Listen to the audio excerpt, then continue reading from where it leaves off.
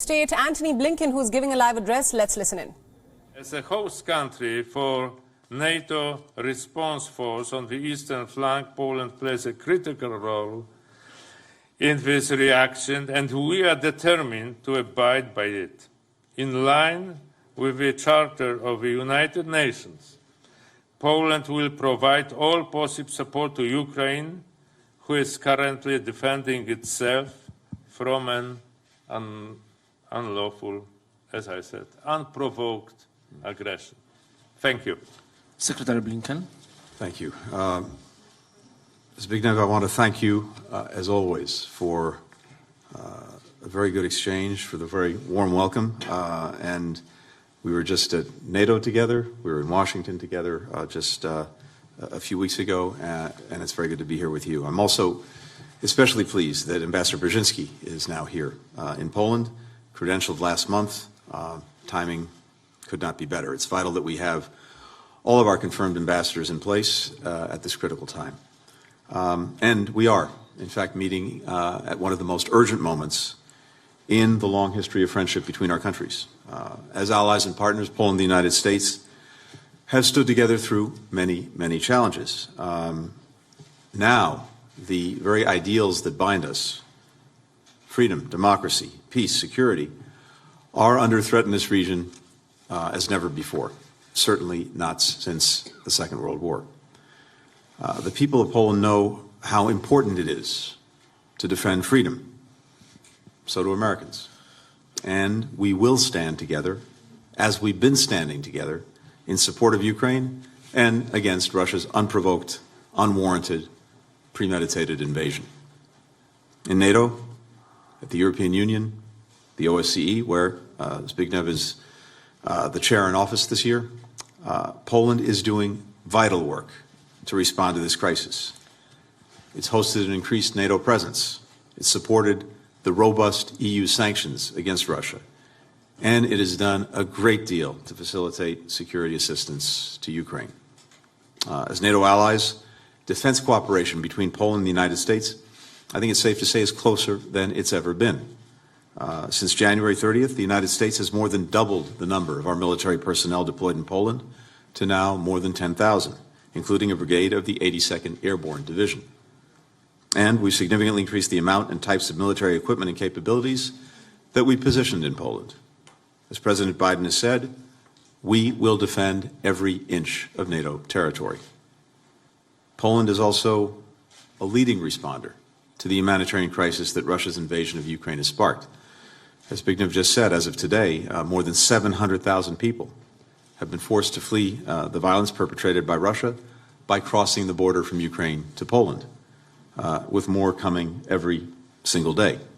I'm going to have the opportunity to speak to some of the folks who've come over just recently from Ukraine, but I have to say it's an incredibly powerful reflection of Poland's values, that vulnerable people know that here they will find refuge. To help support the needs of Ukrainians in Poland and other countries, the Biden administration just requested to Congress $2.75 billion in humanitarian assistance. That's both to meet the need of vulnerable people and communities inside Ukraine, as well as to support refugee services, including here in Poland. That's in addition to the more than $54 million in humanitarian assistance to Ukraine that we announced just last week. We also sent a disaster assistance response team to Poland, working very closely with humanitarian agencies to provide the critical health care, safe drinking water, sanitation, hygiene supplies, protection for vulnerable people, especially women and children. We've delivered nearly 20,000 thermal blankets suited for cold climates. We've provided funding for emergency supplies to sustain health care for up to 100,000 people for 3 months, and up to 500 emergency surgical procedures. Embassy Kyiv has temporarily relocated to Poland as well, and I'm grateful for that, that Poland is hosting them. They and our embassies and consulates in Poland and across the region are working hard to assist American citizens and their families departing Ukraine, and to help them with the influx of U.S. military personnel, humanitarian workers, as well as assistance. We established a U.S. Welcome Center close to the Ukrainian border. It's been operating 24/7 since hostility began. We have support teams as well stationed near the border in Romania, Hungary, Slovakia, Moldova, to assist any Americans who are leaving Ukraine. At this moment of crisis for millions of Ukrainians, and as the security of Europe hangs in the balance, Poland has stepped forward with generosity, with leadership, with resolve. We're grateful for the strong foundation of friendship and cooperation that we built together over many, many decades, which so many are now relying on today. Thank you. Thank you very much. Time for some pictures, please. There we go. That, of course, was U.S. Secretary of State Antony Blinken giving an address in Warsaw, and he clearly parroted the same line that was given by NATO yesterday. Blinken said that the main goal right now in this Ukraine conflict is to defend every inch of NATO territory, and he reiterated what NATO said earlier about protecting its members within the alliance. He also expressed appreciation for Poland for taking in refugees and admired Poland for stepping in, and I quote, with generosity and leadership, especially in what is now appearing to be a large-scale humanitarian crisis.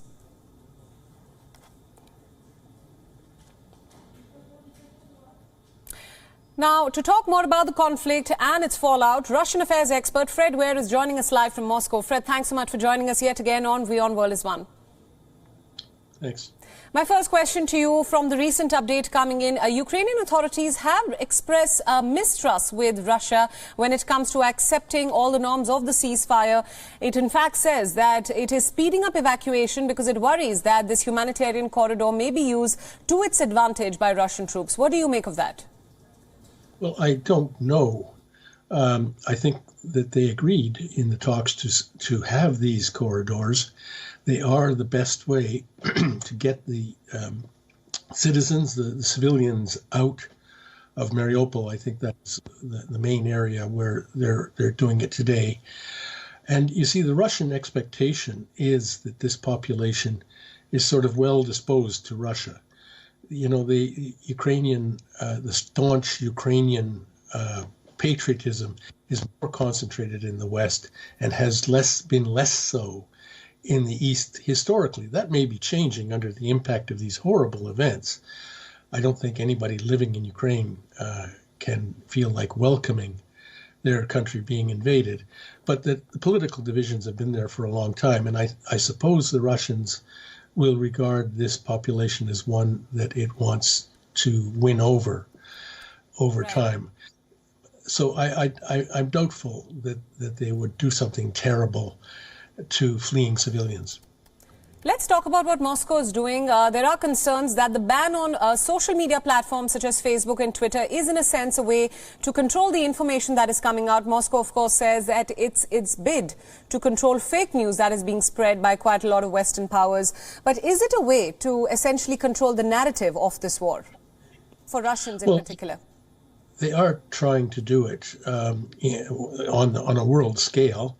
I think you in WION know, you're hearing both messages. You see the information war and all its associated propaganda unfolding under your noses. So they're doing that. At home, they have passed yesterday a really draconian law about fake news. And fake news is anything that is different from the official narrative. And quite a few independent news outlets have been forced to close. Like the last vestiges of an independent media in Russia are being rolled up. That's terrible.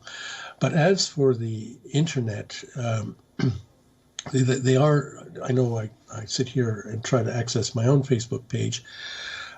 It's very difficult. They are trying to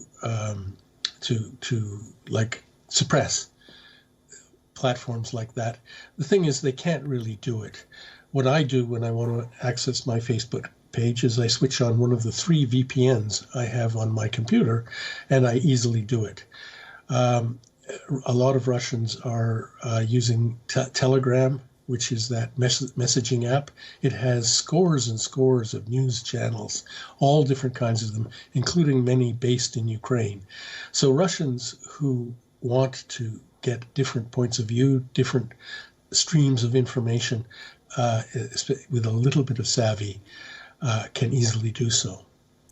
Right, absolutely. Just my final question for you, Fred, right here. Now, Western intelligence predicts that Russia could increase the pace and strength of its attacks in Ukrainian cities. What's your viewpoint on the same?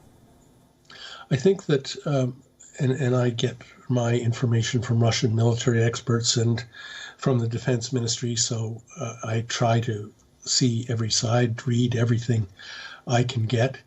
But as I understand the Russian plan, it isn't really to assault these cities like Kharkiv, but to surround them and press on with the pincer movement that they are executing. And they do seem to be accomplishing it more slowly than they may have anticipated, but it is a classical military maneuver which is aimed at isolating, encircling the army, the Ukrainian army in the Donbass.